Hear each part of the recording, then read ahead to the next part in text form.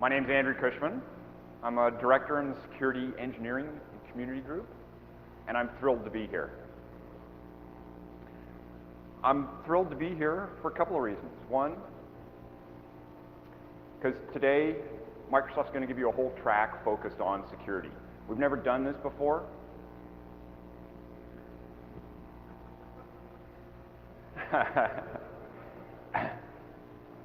I'm also thrilled because it's actually here,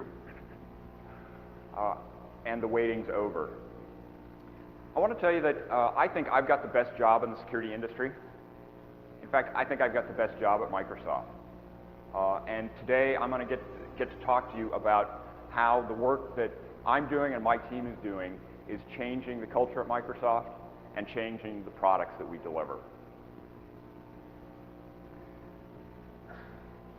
I do want to set some context for you. This is a whole track, and it does kind of hang together. Mine is the keynote. Mine is probably the least technical of all the talks, but I guarantee you that you will learn something at these talks, regardless of what others might have said, and you will find that they are deeply technical. So first, who am I? As I said, I work in the Security Engineering and Community Group. I've been at Microsoft about 16 years, 17 years now. I've seen a lot of change. I started out testing localized software. I remember testing the spell checker on Word 5.0, where you had to take that 5.25-inch floppy and switch it out. I've been in security about 6 years. I actually count the time that I spent on the IIS team as part of security. NIMDA and Code Red. I think that kind of qualifies as being part of security. And actually some of the highs and lows came on the IIS side. I think that one of the lows would have to be NIMDA and Code Red, and I remember that conversation in the hallway with Mike Howard, who came up to me and said, Andrew, we got to change the permissions on the MS-ADC directory. We got to turn script execute off.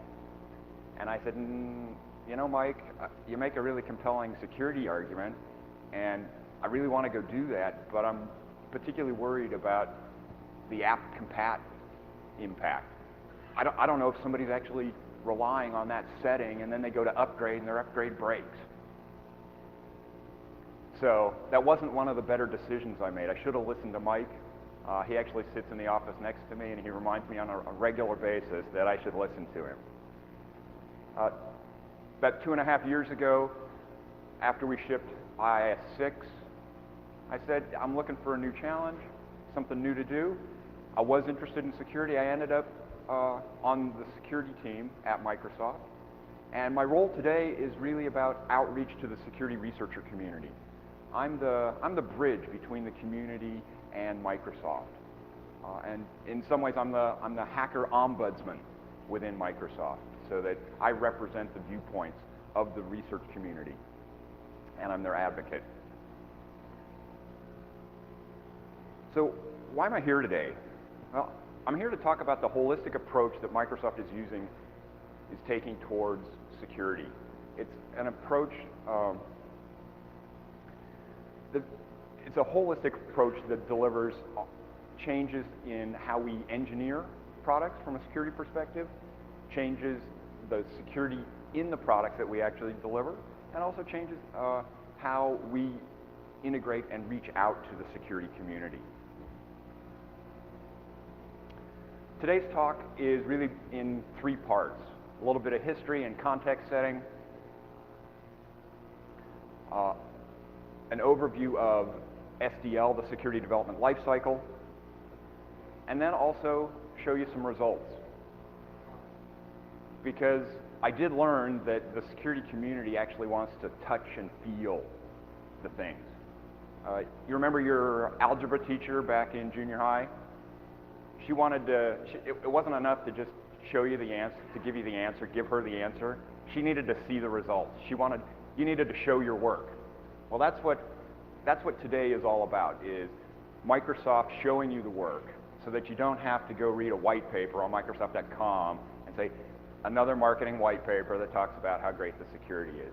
You're going to hear today from the engineers, the designers, the architects who built either the heap or the networking stack or the Wi-Fi stack or IE, or the guy that's responsible, overall responsibility for meeting the security bar in Windows Vista.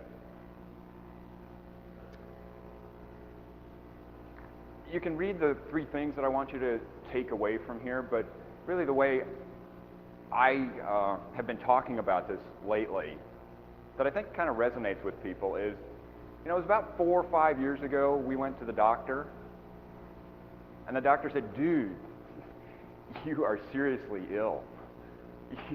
You're about 100 pounds overweight, you got diabetes, your heart's bad, you got high blood pressure. If you don't do something drastic, you're going to die. That was kind of, you know, NIMDA, blaster, slammer.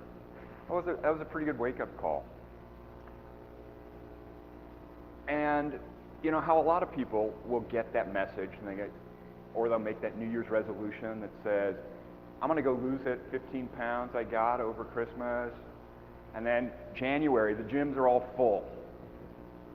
February, it's still pretty full, but come July and August, it's like there's nobody in the frickin' gym anymore. And that's not the case for Microsoft. We've actually made the lifestyle change, the lifestyle commitment. We like going to the gym. We like those endorphins that are pumping, you know? It's not just about you have to go ship a more secure product. We actually like that, and we're getting into it. And now it's into a very positive cycle. So we get it. We know that we had a problem. We know what that problem is. We're committed to making sure we do the right thing, and we're in it for the long haul. So first, a little bit of background, a little bit of history. You know, in the early years, MSRC, I've seen some T-shirts that say, you know, Patch Tuesday. I actually like those T-shirts a lot because it reminds me that we didn't always used to be as predictable and as well, we didn't deliver results quite as well. The MSRC, the early years there, we scrambled to get that first bulletin out. In fact, when we published that to Microsoft.com, that server was under somebody's desk. The Secure Windows Initiative, in the early years, that was 2 guys. That was Jason Garms and Mike Howard, and they did this because they were committed to security. They were passionate about it, and they said, we need to go do something there. That's now, it's a team that has grown and refined its skills over time. The TWC memo from Bill G back in 2002. I'm sure a bunch of people in the audience probably read that and went, yeah, another marketing white paper, another marketing white paper. I don't think very many of you sitting in the audience could have predicted the kinds of dramatic change that that paper has had on Microsoft. You know, kind of the dark days. Security community outreach. This was our first attempt, this was the first realization really that partnering with the security community was key for us in delivering more secure products. We saw some individual accomplishments. With IS6 we were applying security development lifecycle, although it wasn't actually called SDL back then, and it didn't have as formal a process as it does today. But that's what we were doing. We were doing education and training, guidance around development standards, as well as secure off by default. SQL Server SP3, similar kinds of thing. SDL was applied. Windows XP SP2, again, we came back with some solid engineering that improved the security. And today, Windows Vista is the first time that we're applying SDL on the whole operating system before it ships.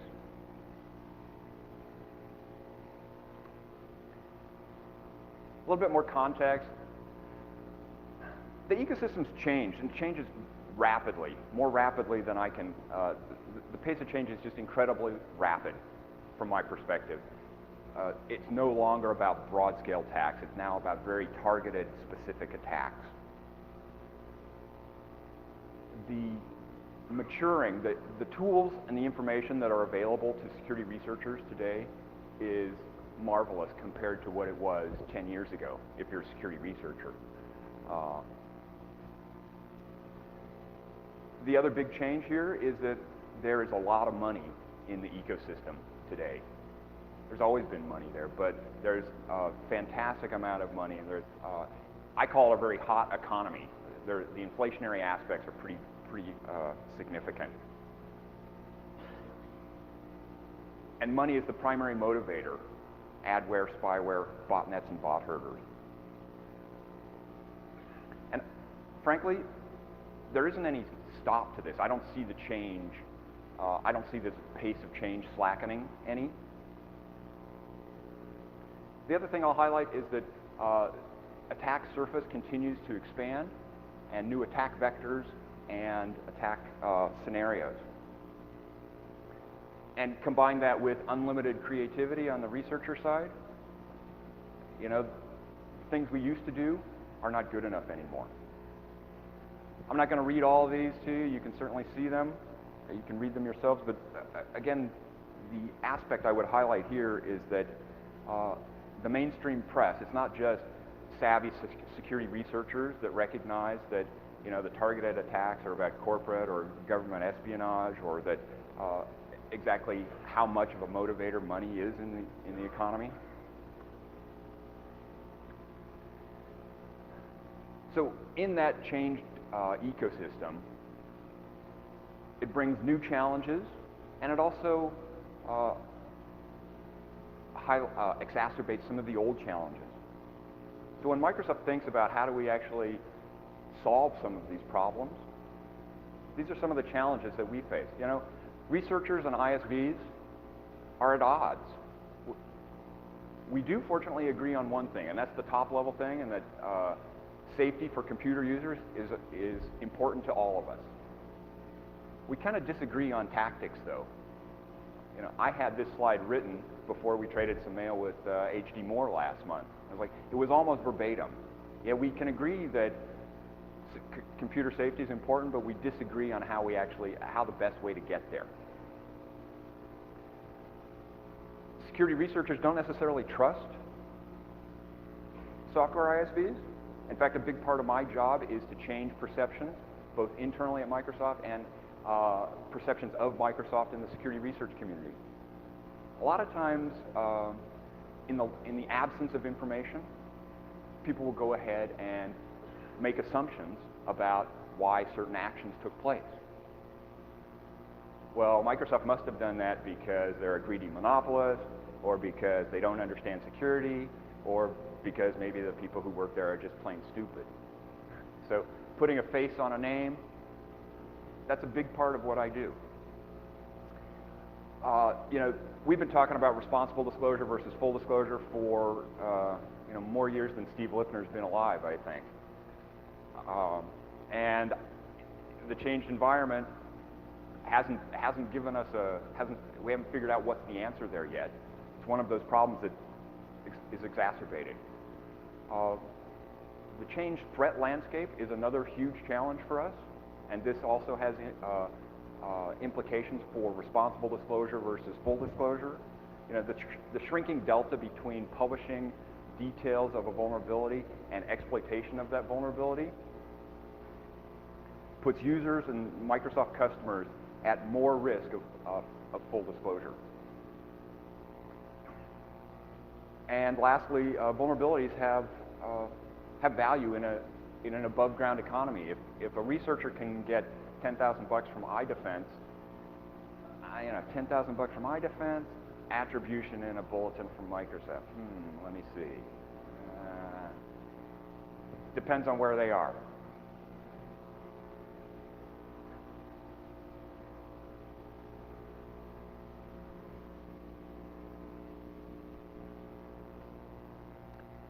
So enough about background. Now let's move on and talk about the holistic approach. So how is Microsoft in this changed environment with heightened threats and with more attacks? What are we actually doing? How are we approaching this problem? First thing I'll highlight is that individual efforts, like on IS6 or and uncoordinated attempts, uncoordinated efforts are insufficient in this changed environment. It really requires a coordinated and approach. This is a slide that I actually took from a marketing deck, so sorry about the pretty graphics. I put this in though because I wanted to highlight that at the corporate level, at the Microsoft corporate level, we do have a framework for how we approach the security challenges, and that is, you can read the vision there. It's a secure platform with guidance to help keep customers safe. And really there are three primary pillars there. We make investments in technology. We make investments, prescriptive guidance is another key element, and industry partnership.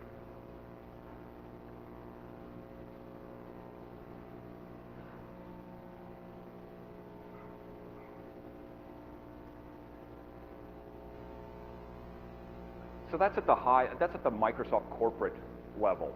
For us, at the security engineering and community level, though, the way that we're actually delivering the results in the products and in the company is that there's a centralized team that is responsible for one team that is responsible for defining what the policy is with respect to engineering standards and with respect to response. And that team is also responsible not just for defining the policy, but also for enforcing the policy and for validating that, in fact, teams have met those. Security development lifecycle is one aspect. The security engineering code, that's the SDL in practice. And then penetration testing to do enforcement of the standards. Emergency response, both on a regular monthly basis as well as on a emergency incident response basis. And then community outreach, because it is key to connect with the security research community. So SecD, Security Engineering Community Department, uses the same framework. Technology investments, prescriptive guidance, and industry partnership.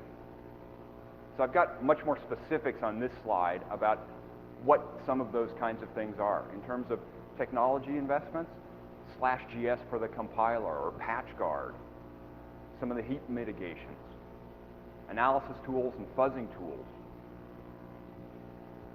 Prescriptive guidance. The security bulletin that comes out on a monthly basis, that is a form of prescriptive guidance that we deliver. The SDL, either the book that was just published through Microsoft Press or articles on MSDN. Conference presentations like these are a form of prescriptive guidance. Window Snyder, a couple of years ago, said to me, I don't understand why it is that you've got guys like Matt Conover who are giving talks on the Windows Vista or the Windows heap. Why is it that you don't have a Microsoft engineer up there giving that talk? And it's out of that now we have a strategy and a program where engineers from the product teams are giving talks that are focused, that are not talks that they would give at Tech Ed or at the PDC, but these are really talks that are focused specifically on the security research community. Industry partnerships, conference co-sponsorship is an example of that, or collaboration with CERT or other governmental organizations on, as well as some of the other alliances that we've formed. And honestly, Blue Hat, I don't know whether you guys have heard about Blue Hat or not, but that's a conference, a security conference that we put on internally at Microsoft. That again is another form of partnership with the community.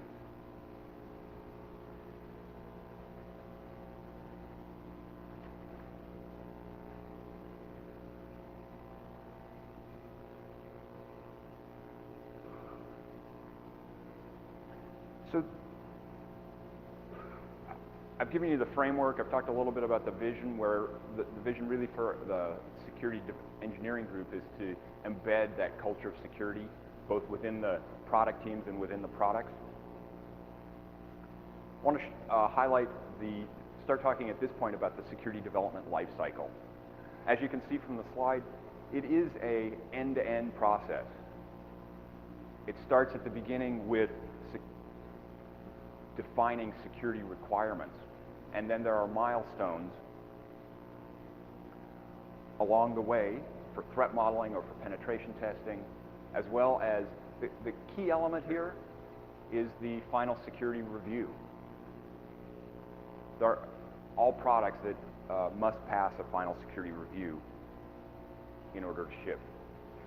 One of the key differences from how we build products today versus how we built products back in the day was that it used to be that you would write code, you'd design features, you'd write code, you'd test it, and then you'd release to manufacturing, RTM. And after RTM, you were pretty much done with the product. You moved on. The big change with SDL is that we recognize that delivering safety to customers continues long after release to manufacturing.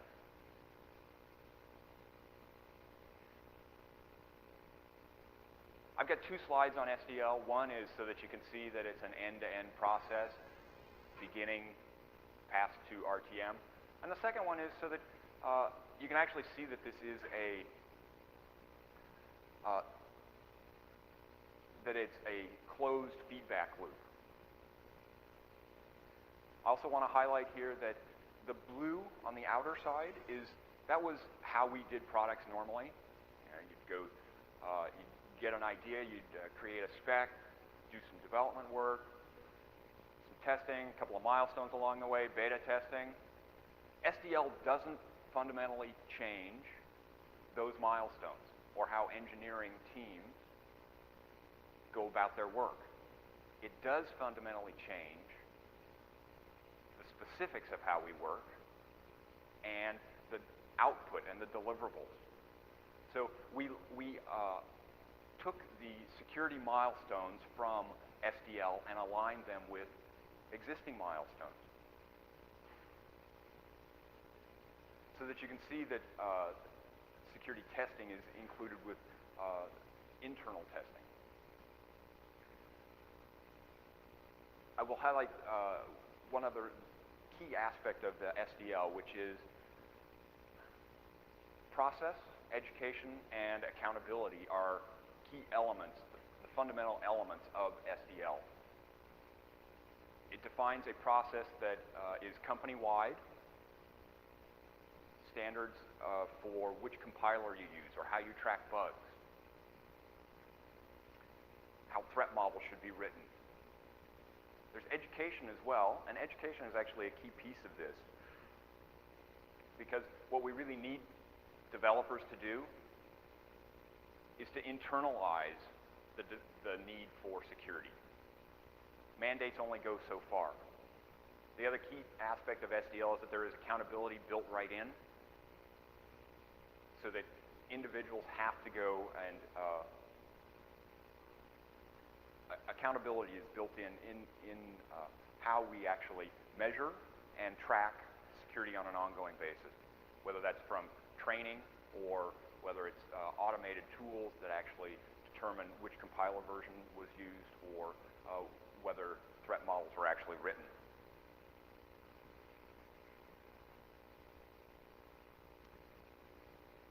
So I just want to highlight that it really is a closed feedback loop.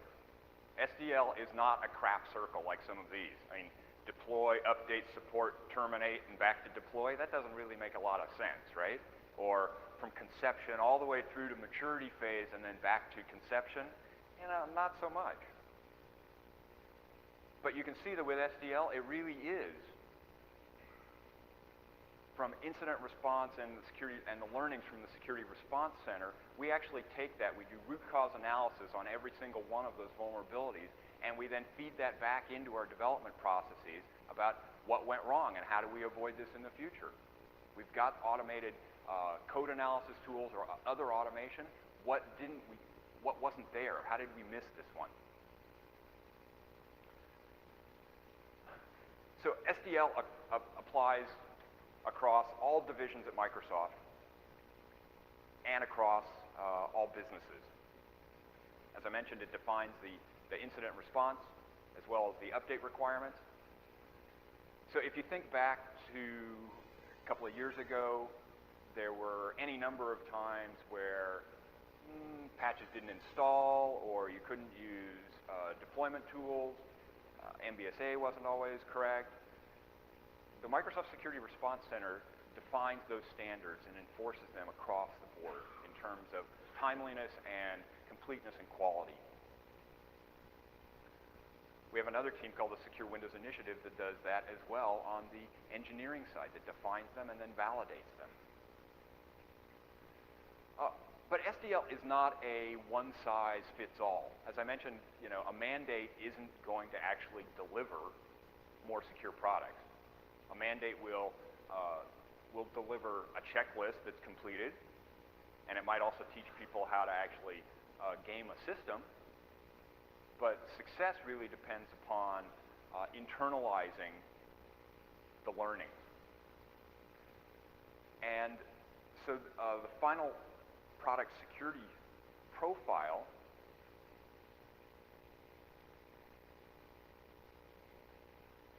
is really each team takes the SDL and then also takes their own requirements, whether these are performance requirements or customer requirements or deployment requirements, and combines them and delivers a quality a product that meets the bar for usability as well as for security. And as I mentioned before, the key aspect to SDL is that every product must pass a final security review. And there is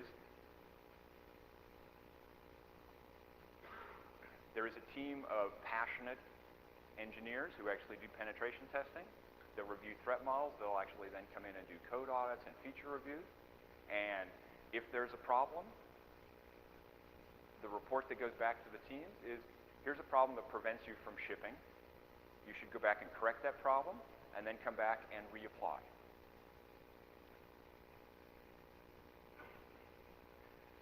And this is actually the biggest single change at Microsoft, because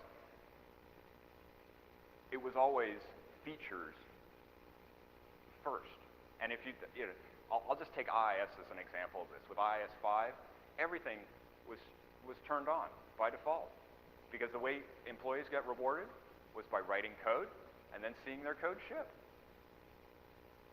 And of course, well, you want it to ship, but you also want it to be turned on so that you can tell your mom how to go do internet printing. Today, the religion is there that it says it's off by default. So yes, you want to ship your product, but you want to ship your code, but it's off by default, and it has to be secure and also pass the final security review.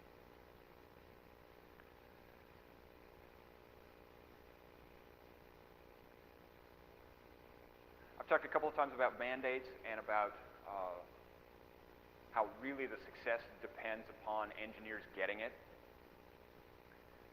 Back in 2003, when we first started with security training, we had a single course that was called Security Basics. And we had a mandate that every engineer in every product team had to go through annual training.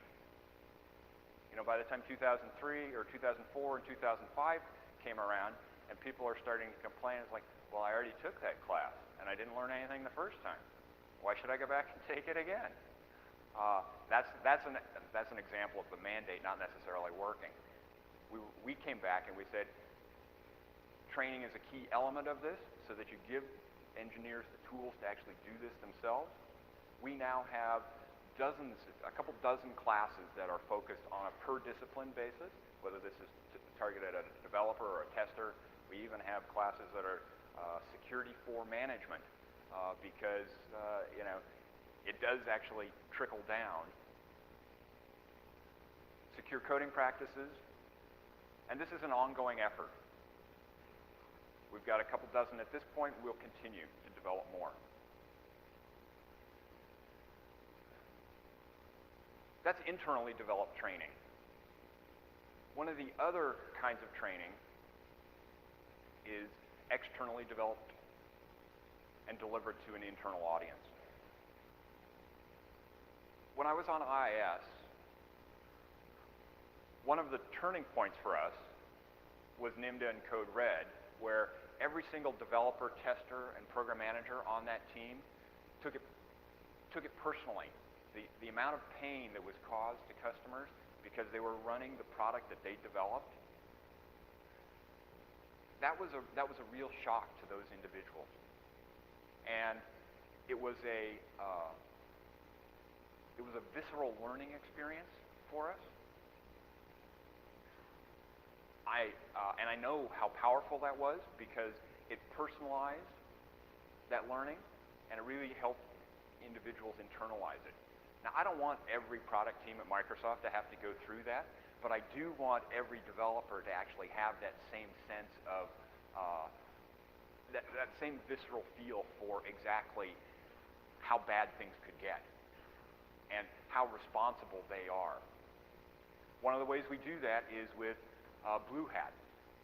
We were sitting around one day, Window Snyder and I, and she said, you know, I go to so many of these conferences, I see so many of these talks, it would be really fascinating for internal audiences.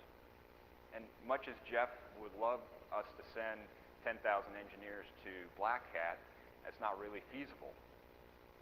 So what we did was we actually said, we're going to model a conference for internal audiences.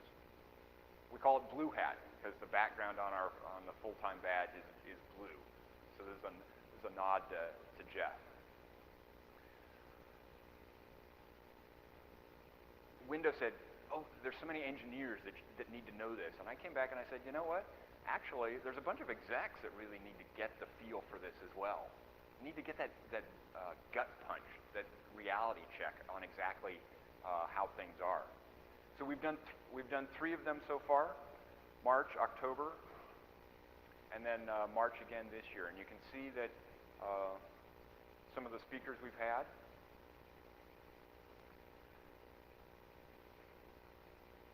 And these talks have been very impactful across the executive as well as across engineers.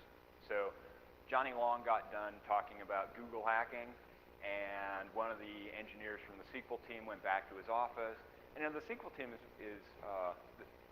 they are rightfully proud of the work that they've done. And I hear a lot of times, you know, SQL 2005, it's all off by default, baby. Well, this guy went back to his office and he did a little Google hacking based on, you know, the tutorial that Johnny had given. And here was a feature that was off by default, but that was remotely, anonymously accessible over the internet, found through Google. And that's kind of a wake-up call for this guy. It's like, whoa, that's the feature I wrote, and I was quite sure that they would go and deploy it correctly. Not quite so.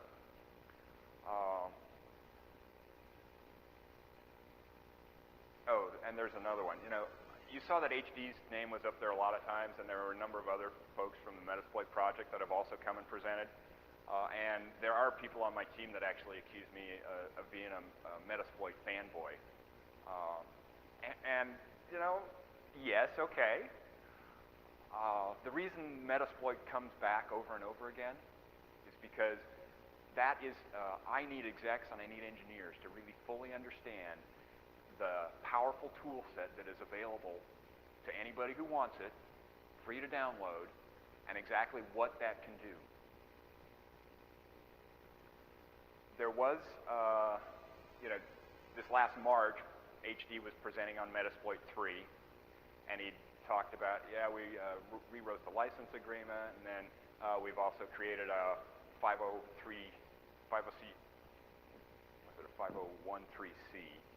you know, the tax deductible. And Dave Treadwell, the VP of the .NET Developer Platform, leaned over to the guy he was sitting next to, and he said, I can just see it now. You know, the annual giving campaign at Microsoft, where they're out saying, you should donate to United Way, donate to the charity of your choice, and Microsoft will match. I can just see it coming, you know, that somebody's going to go donate to a Metasploit project, and then Microsoft's going to match that gift. You know, it's a sad world, huh?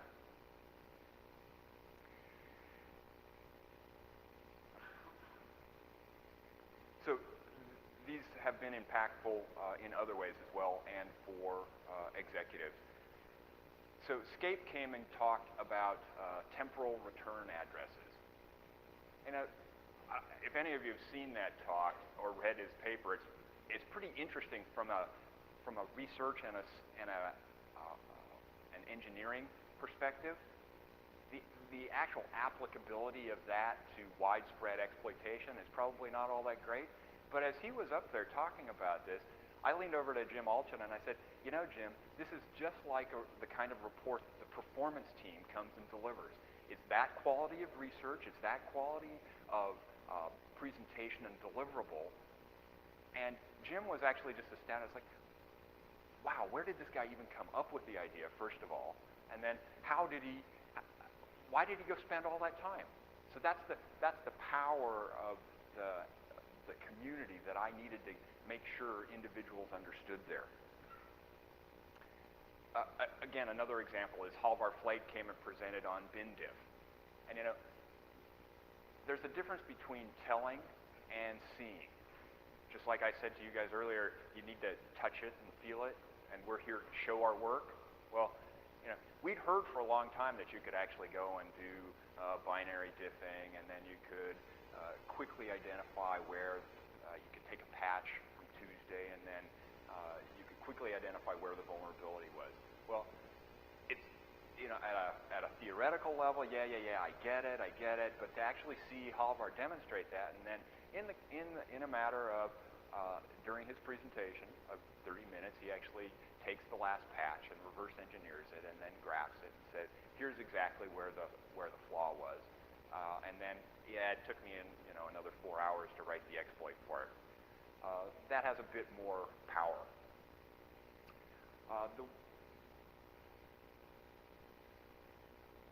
The one other thing that I'll highlight here is that Dan Kaminsky and Josh Lackey. Josh Lackey is a pen test lead from Microsoft, and these guys co-presented on a Windows Vista FSR. And this was a presentation for an internal audience on what was the pen test for Windows Vista, what did it look like? And I always have these, you know, I reach, the ideas I come up with are really out there. Like I dreamt 9 months ago that we could actually have a whole track on Windows Vista at Black Hat. What was I thinking? I don't know. But I said to Dan, I'd love to go give that Windows Vista FSR talk at Black Hat. And so Dan, as he's jokingly going through this, he said, you know, there was a suggestion made that we could go give this talk at Black Hat. Well, after I did some editing, here's what I came up with. And he shows a blank screen, you know. Because we just weren't going to release that kind of information. Well, don't go anywhere, because John Lambert, while he doesn't have the complete presentation, he will give you about half of Josh and Dan's talk later today on what was the final security review for Windows Vista. What was it like? So one of the other key elements of Blue Hat is the relationships that actually get built and then strengthened between the security research community and individual engineers and testers and program managers. So I remember the first one, Matt Conover came, and we were sitting in the green room, the staging room in the back, and I introduced Adrian Marinescu, who's also giving a talk later today. He's the lead developer for the heap. And I said to Matt, oh, here's Adrian, he owns the heap. And one of the other guys said, yeah, everybody owns the heap. You know? But it was that connection that actually really helped Adrian understand exactly what attackers were doing.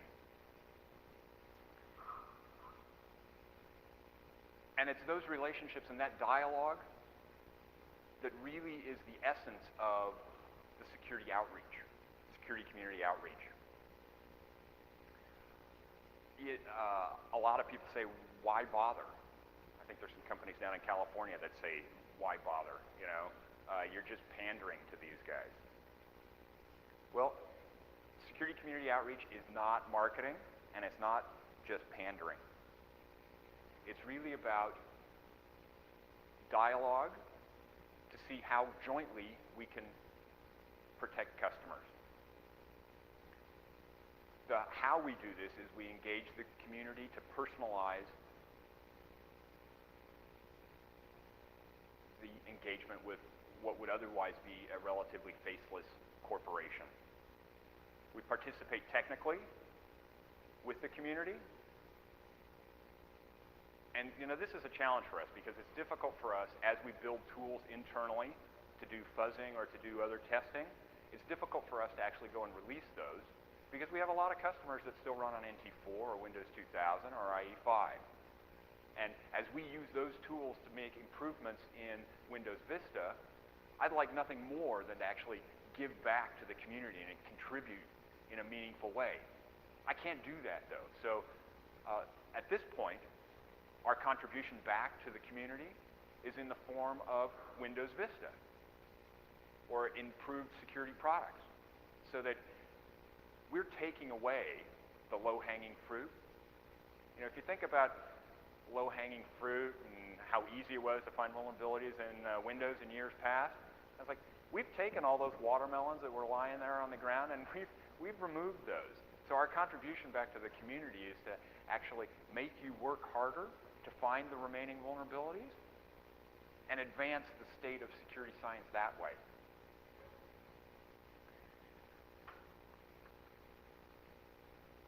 And finally, the last piece of security community outreach is really to promote responsible disclosure. I think that the responsible disclosure, full disclosure, really hinges upon, I do full disclosure because the frickin' ISV doesn't pay attention. They don't actually do anything.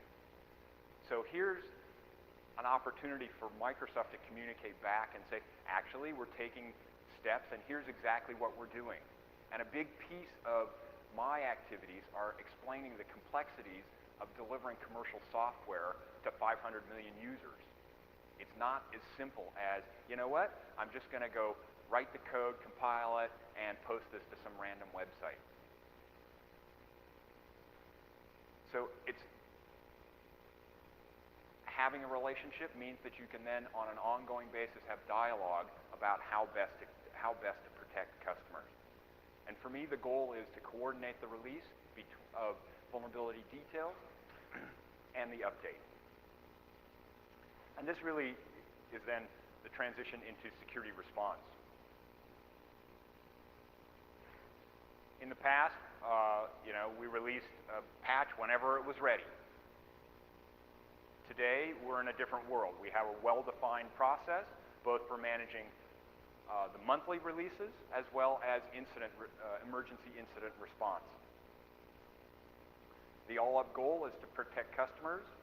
It's a formalized process. And as I mentioned, the team within the MSRC, the security response team, is responsible for standards and enforcement across all products at Microsoft.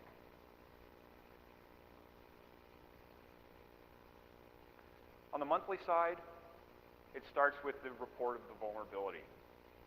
We triage that, create the fix, start testing.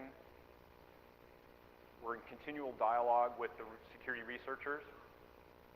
We update our development practices. As I mentioned, we go back and do root cause analysis to see what broke, what should have been there, what did we miss, how did we miss this. We then create content, both in the form of security bulletin or security advisories, as well as making sure that these are easily deployable. And then there's a coordinated release on second Tuesday of every month. We do have this other thing called SIRP, the Software Security Incident Response Plan. This was initially formulated as an outgrowth of Blaster and Slammer, where we didn't have as formal or as rigorous a process for how do you actually respond in an emergency. This also has well-defined phases. We watch, and it starts also with, okay, we're made aware that there's a problem, either through posting on a news group or some other mechanism. We watch. We say, okay, what is actually going on out there? How big is the problem? How bad is it? Pagers start going off immediately. mobilization. We figure out what other partnerships we need to go start communicating with. Development teams are immediately on board, and then again through the resolve phase. So that's enough about the overall, the theoretical. I want to make sure that I actually talk about how exactly this looks, what the results are. So I've got two case studies, one on Windows Vista. Mine is a pretty high-level overview. If you want in-depth on Windows Vista, come see John Lambert's talk at 10:15. The other case study is really on WMF from December, also sometimes known as WMF, WTF. So for Windows Vista, it starts with secure design and architecture. Our overall approach here was to find and fix problems, to use proven techniques to find and fix problems before we shipped, and apply that broadly across the whole product. It's a huge product. We weren't going to be able to pen test security into it. We knew that. We needed to automate this and use new engineering processes and standards.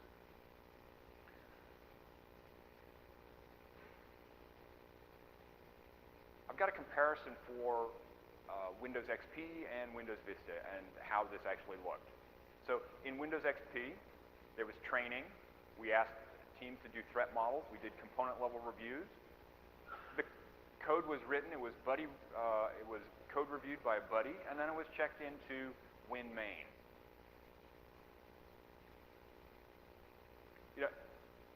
In Windows,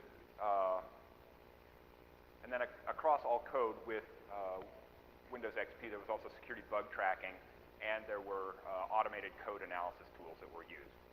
In Windows Vista, we've expanded upon all of that. We have more training, and then we have what we call quality gates to ensure that all code that migrated into the source code tree actually met certain standards.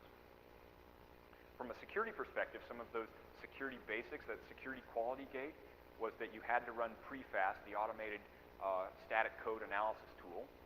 There were banned APIs. We said no longer can you use about 120 APIs, and that if you've got those in your code, you have to go and change those. We also had to do SAL annotations, structured annotation language. This is anytime there was a memory allocation in the code, the developer had to go in and annotate that code with a reference for exactly how big that allocation was supposed to be.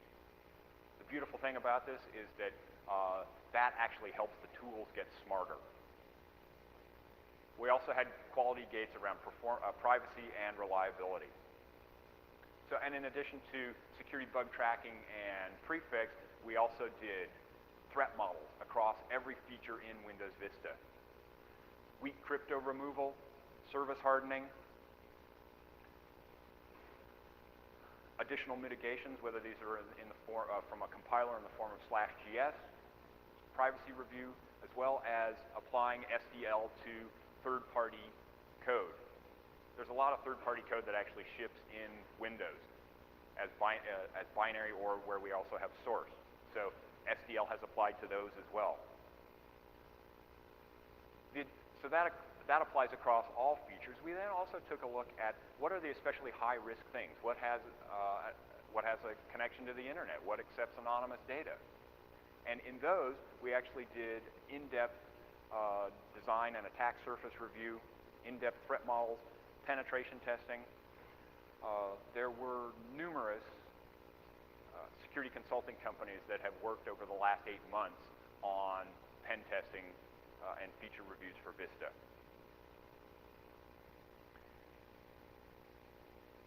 That was very high level on Windows Vista. If you really want the in-depth story, stay for John's talk. So WMF. I initially gave this presentation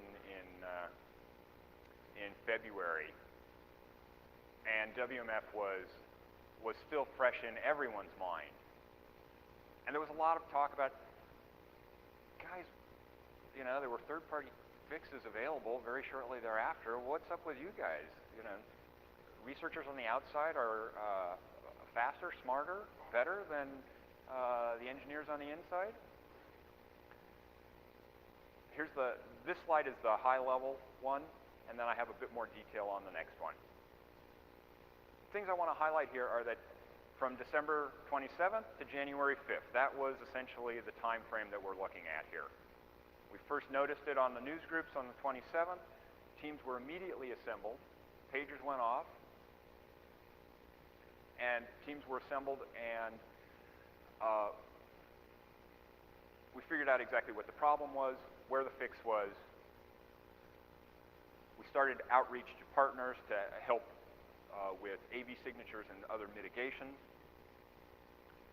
We also started identifying which sites actually were distributing malicious WMF files and issued takedown notices for those. And then by the time we were done, we also did go back and say, okay, so how did we miss this one? And what improvements can we make in the past, in the future?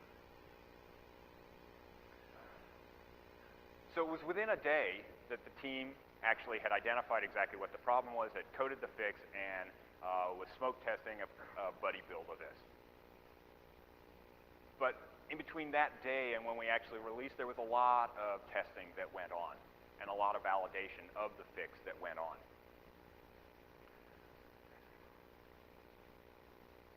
The biggest problem with this is usually application compatibility. That's why it's like I was worried about that in the IIS days. We ran, not only did we do regression testing on the WMF file itself, but we also did compatibility testing across 400 applications. But the biggest problem really when you release these, the thing that really bites you the most is the line of business applications. Those are the ones that are more complex and are least predictable. So we do have a program called the Security Update Validation Program where a patch is given out to a select set of customers that have a environment for testing. And it was actually, so that was how we achieved broad line of business application compatibility testing there. The other aspect here was that deployment tools, we needed to make sure that WMF was actually deployable. And there are 30 plus languages that Windows gets localized into. Each one of those packages needs to be released in parallel.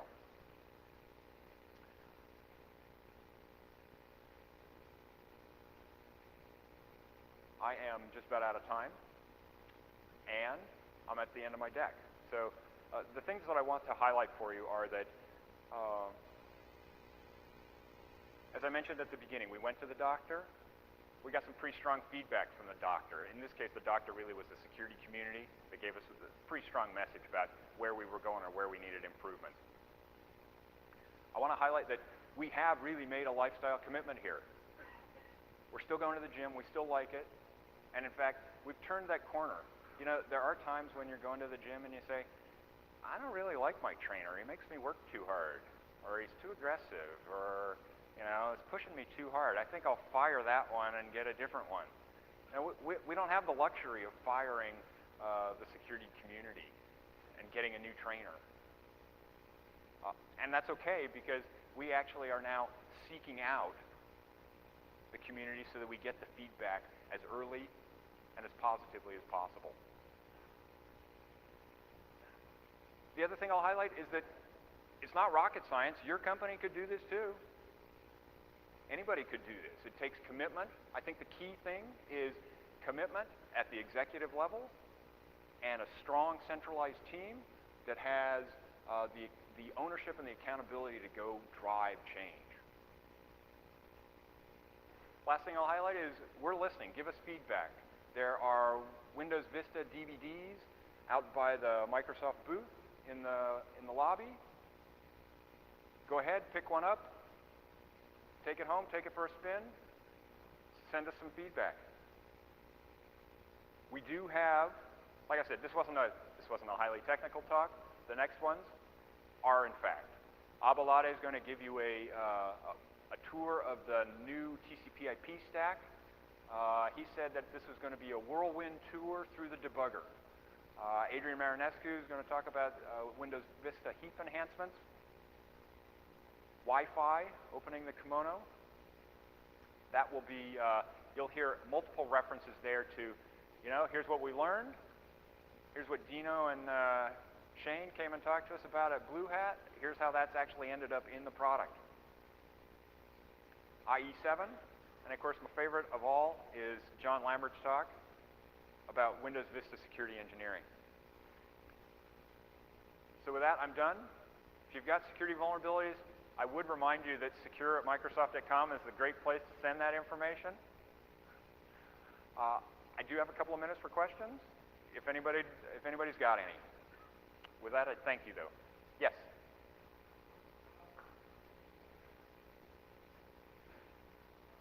Sorry, could you speak up?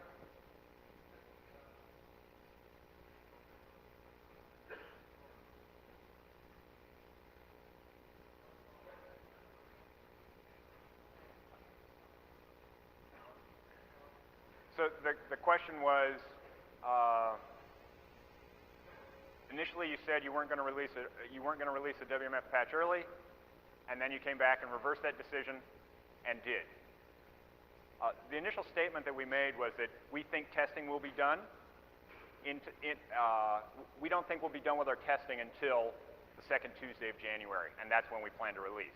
Turns out that we were actually done with our testing sooner than that, and the threat environment was such that we released it. So it was ready to be released, and we released it as soon as it was ready, because the threat environment was that severe.